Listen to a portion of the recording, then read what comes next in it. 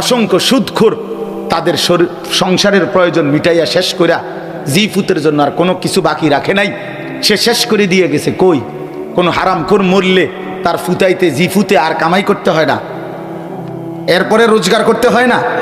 কথা বলেন না কেন? তো দুনিয়া স্বার্থপর, দুনিয়া রাক্ষস।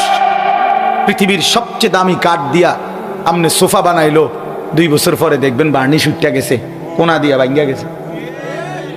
পৃথিবীর সবচেয়ে মজবুত জিনিস ফার্নিচারও 2-4 বছরের ভিতরে আবার এটা লড়ে, এটা লড়ে।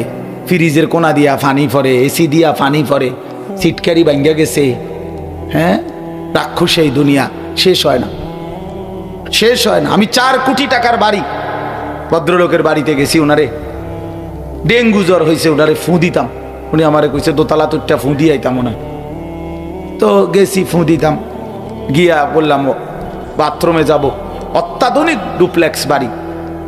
বাথরুমে দেখি যে দরজার যে সিটকারিটা, এই সিটকারিটা আছে, কিন্তু ওই যে বল্টুটা, মানে যেটার মধ্যে সিটকারিটা লাগায়, ছোট্ট যে একটা ছোট্ট বল্টু আছে না, এটা মানে যেটার মধ্যে লাগাবে আর এটা নাই। তা আমি এটা কি এর মধ্যে লাগাইতাম? আমি বসতাম কেমনে বলেন? পরে বালতির মধ্যে পানি দিয়া, বালতি দিয়ে দরজা ধাক্কা দিয়ে তো বসছি, নিজে বুদ্ধি বের করছি। আমি নাহলে কি করতাম এখন? তখন বাইরে হয়ে বললাম, ভাই এরই নাম দুনিয়া, সিটকারি আছে বল্টু নাই, এটার নাম কি? এখানে চায় প্রয়োজন থেকেই যায়, এখানে প্রয়োজন। আপনি যেদিন মরবেন সেদিনও আপনার সংসারে অনেক কিছু থাইকা যাবে। হয় নুন নাই, নয়তো পেঁয়াজ নাই, নয়তো আদা নাই, নয়তো রসুন নাই, পরের দিনের বাজার নাই। ঠিক কিনা বলেন না কেন? আপনি জীবনও খোদার কসম আপনার স্ত্রী সন্তানের প্রয়োজন শেষ করে যাইতে পারবেন না। শুধু শুধু ধোকা, ধোকা, ধোকা। ওয়ামাল হায়াতুদ দুনিয়া ইল্লা মাতাউল গুরুর। বানানেওয়ালা যিনি রব্বে করিম, যিনি সৃষ্টি করেছেন দুনিয়া, তিনি নিজেই বলেছেন, বান্দা দুনিয়া আমি বানাইলাম, আমি নিজেই বললাম এটা ধোকা। কে বললেন? ওয়ামাল হায়াতুদ দুনিয়া ইল্লা মাতাউল গুরুর। গুরুর মানে ধোকা। রব্বে করিম বলে, বান্দা আমি বানিয়েছি, আমি জানি, আমি আল্লাহ জানি। বানানেওয়ালা কোম্পানি যদি বলে এটা 2 নম্বর, আপনি কেমনে বলবেন এটা 1 নম্বর? কথা বলেন। যিনি সৃষ্টিকর্তা তিনি বললেন ধোকা। ওমা হাদিহিল হায়াতুদ দুনিয়া ইল্লা লাহবুন ওয়া লাইব। রব্বুল আলামিন বলে, বান্দা দুনিয়ার জীবন শুধুই তামাশা, শুধুই খেলাধুলা, খেলনা, মালা ঠোলা। ছোটবেলায় যেই মালা ঠোলা আমরা খেলছি, এখনকার বাচ্চা হয়তো খেলে না, আমরা তো ছোটবেলায় খেলছি মালা ঠোলা দিয়ে। বাচ্চারা একসাথে খেলাধুলা করছি, বিভিন্ন ছোট্ট ছোট্ট বাটির মধ্যে রান্না বান্না করছি, সবগুলো মালা ঠোলা ঘর টর নিজে বানাইছি। সন্ধ্যাবেলায় মা যখন ডাক দিছে, নিজের হাতের বানানো ঘর, মালা ঠোলা, রান্না সব কিছু হাত দিয়ে ভাঙ্গা মায়ের কোলে সন্তান ঘরে ফিরে চলে গেছে। রব্বুল আলামিন বলে, বান্দা এই ঘর, এই জমিন, এই আসমান, এই গোটা কায়নাত এটা মালা ঠোলা, খেলনা। একদিন সময় হবে আমি ইসরাফিলকে বলবো, ইসরাফিল একটা ফু দিবে, বান্দা আমার কায়নাত আমি তছনছ করে ভেঙ্গে ফেলবো। ইজাস সামাউন ফাতারাত, আসমান কাচের মতো চুরচুর করে ভেঙ্গে ভেঙ্গে পড়বে। কোরআন শরীফের আয়াত। কেমনে বুঝলেন না বাপ? আমনে বুঝি চালাক, আমি বুঝি বোকা। নাফরমান বুঝি চালাক, নামাজি বুঝি বোকা। কেমনে ভাবলেন? শ্রেষ্ঠতম কোরআন কিতাব পড়ে কেন মোল্লা মৌলবি বোকা হবে? কেন বোকা না বন্ধু? আখেরাতের ফিকির করে, এই জন্য হারামের পথে যায় না। 10,000 টাকা বেতন, 8,000 টাকা বেতন দিয়ে মালিকের ঘরে খোদার 1 মাস গোলামি করে। কত অভাব থেকে যায়, সংসারের কত প্রয়োজন থেকে যায়, এরপরও রবের গোলামি ছাড়ে না, মালিকের ঘরের সেজদা ছাড়ে না। যেন বলে, আল্লাহ স্বল্পটুকু দুনিয়ায় অল্প কিছুক্ষণের প্রয়োজন, যাই পূরণ হোক বা না হোক, আখেরাতে তুমি দিও। আল্লাহ বলে, বান্দা সবর কইরো, আমি রব্বুল আলামিন শতভাগ আখিরাত তোমাকেই দিয়ে দেব। উইদ্দাত লিল মুত্তাকিন, আল্লাহ বলে জান্নাত বানানোই হয়েছে মুত্তাকিদের জন্য, ইমানদারদের জন্য, সেজদাওয়ালাদের জন্য। এজন্য বন্ধু, এজন্য কিশোর ভাই, বাপ, নওজোয়ান, মনে রেখো বাপ, দুনিয়া ধোকা, ওই নারী ধোকা, ওই নর্তকী ধোকা, সিনেমার ওই নর্তকী ধোকা, মোবাইলের ওই নারী ধোকা, উলঙ্গ ছবি ধোকা, রাস্তার ওই নর্তকী ধোকা, বেহায়া নারী ধোকা, বেপর্দা নারী ধোকা। যুবক সে নিজেই পাউডার ডলে, নিজেই ফেয়ার এন্ড লাভলি লাগায়, নিজেই মেকআপ লাগায়, আবার নিজেই ঘন্টা দুয়েক পরে নিজের রোমে ফিরে, ঘরে ফিরে পানি দিয়ে আবার এগুলা ধুইয়া নিজেই ফেলাইয়া দেয়। যদি তারে বলো বোন এগুলো আবার ফেলে দিচ্ছ কেন, তুমি না এগুলা কি সুন্দরে লাগাইলা, সে বলবে আমি এগুলো রাস্তার বখাটেকে ধোকা দিছিলাম। ধোকা ধোকা ধোকা। ওই বেউকুফ মনে করছে আমি খুব সুন্দর, আসলে আমি হুদ্দা, আমি ধোকা। নাইলে কি, নাহলে এবারে হালাইলো কেন, এটি ধুইলো কেন, কথা বলেন না কেন? এগুলো আস্তরে না করে লেবে একদম ডাইরেক্ট, টাইলস লাগাইলে বেডের উপরে দিয়া, পাউডারের টাইলস দিয়ে দাও, পাউডারে দিয়ে আস্তর দিয়া লাও, কথা বলেন না কেন? সে যেহেতু ধুয়ে ফেলে দেয়, সে নিজেই বোঝায় আমি ধোকা দিচ্ছি, আমি ধোকা দিচ্ছি, আমি ধোকা দিচ্ছি। তুমি যুবক ধোকা খাইছ, নওজোয়ান ধোকা খাইলেন।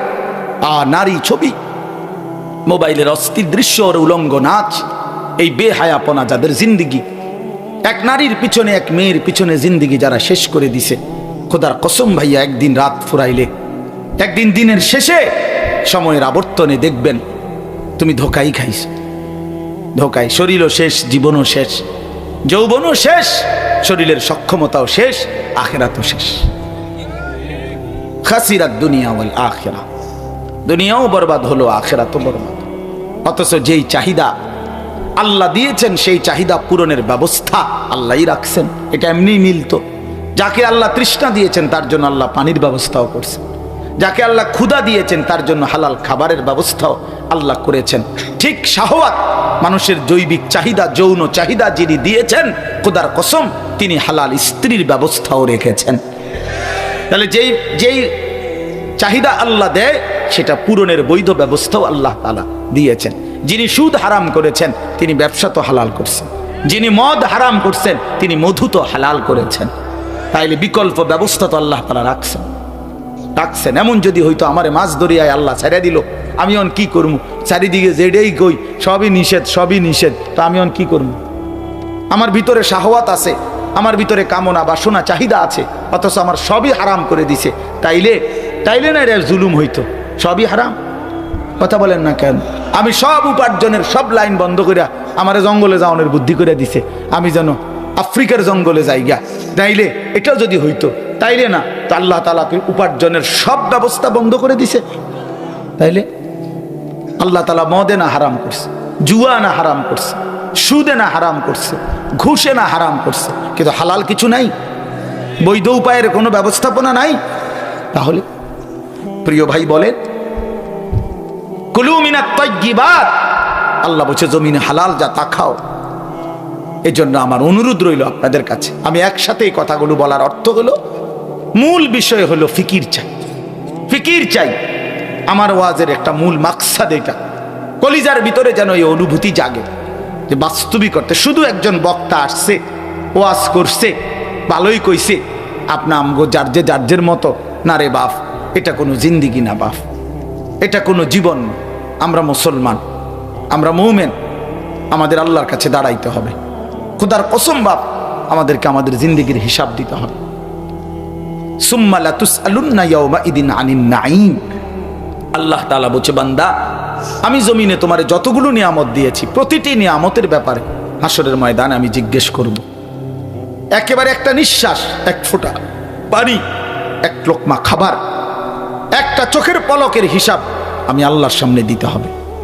এই আয়াতের তাফসিরে আমরা পড়ছি, হযরত ওমর, আপনারা নাম জানেন না, ওমর রাদিয়াল্লাহু তাআলা আনহু 3 দিন ক্ষুধার্ত থাকার পরে, 3 দিন পরে নবীজির সামনে, নবীজিও ক্ষুধার্ত, আবু বকর সিদ্দিকও ক্ষুধার্ত, 2টা খেজুর আর একটু পানি পান করছে। 3 দিন ক্ষুধার্ত থাকার পরে আল্লাহর কসম, নবীজি তখন বলছে, আমরা নিজে তাফসিরে পড়ছি, নবীজি সাল্লাল্লাহু আলাইহি সাল্লাম বলেন, ওয়াল্লাহি লা তুসআলু আন হাযান নাঈম। ওমর, খোদার কসম ওমর, এই দুইটা খেজুর আর এই এক ঢোক পানির জন্য হাসরের ময়দানে তোমার এরও জবাব দিতে হবে। এর বিনিময়ে তুমি আল্লাহ পাকের কি শুকর আদায় করছো? হ্যাঁ প্রিয় ভাইয়া, বলো, প্রতিদিন 3 বেলা আরামসে খানা খাইতেছেন, কোনো হিসাব দিতে হবে না? হ্যাঁ, হাসরের ময়দান মামুর বাড়ি মনে করছেন? হাসরের ময়দান মিথ্যা মনে করছেন? কবর, হাসর, মিজান, ফুলসিরাত, আখিরাত হবে তো? সন্দেহ হয় না? হবার কোনো যুক্তি নেই। কোরআন সুন্নাহর আয়াত তো আছেই, হাদিস আছেই, যুক্তিতেও এটা হবে।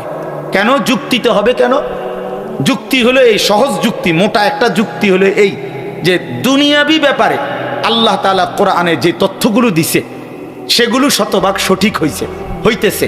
কাজেই যেই আল্লাহর দুনিয়াবি বিষয়ের তথ্য নিখুঁত, অতএব এই আল্লাহ যেহেতু আখিরাতের ব্যাপারে এই তথ্যগুলো দিছে, এগুলোও নিখুঁত। বুঝেন নাই কথাটা? এটা একটা মোটা যুক্তি দেখাইলাম আর কি।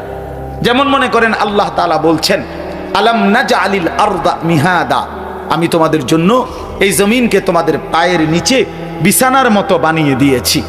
এখন আমরা দেখতেছি, অথবা বিজ্ঞান প্রমাণ করছে, মাটি আমগো মাথার উপরে, ঠিক না? মাটি আমগো মাথার উপরে কোনখানে? তো আল্লাহ এটাই কইছে, তো ঠিক আছে তো? আরে হইছে কিনা বলেন? ওয়া বানাইনা ফাওকাকুম সাবআন শিদাদা, আল্লাহ বলেন আমি মাথার উপরে 7টি আসমান বানিয়েছি। তো আল্লাহ তাআলা বলেন আসমান মাথার উপরে ঊর্ধ্বে, তো বিজ্ঞান প্রমাণ করছে আসমান আটলান্টিক মহাসাগরের নিচে কোনখানে? তো তো ঠিক আছে নি? বলেন না কেন, ঠিক আছে কিনা? আল্লাহ কোরআনে বলছেন, লা শামসু ইয়ামবাগি লাহা আন তুদরিকাল কামার ওয়ালাল লাইলু সাবিকুন নাহার, সূরা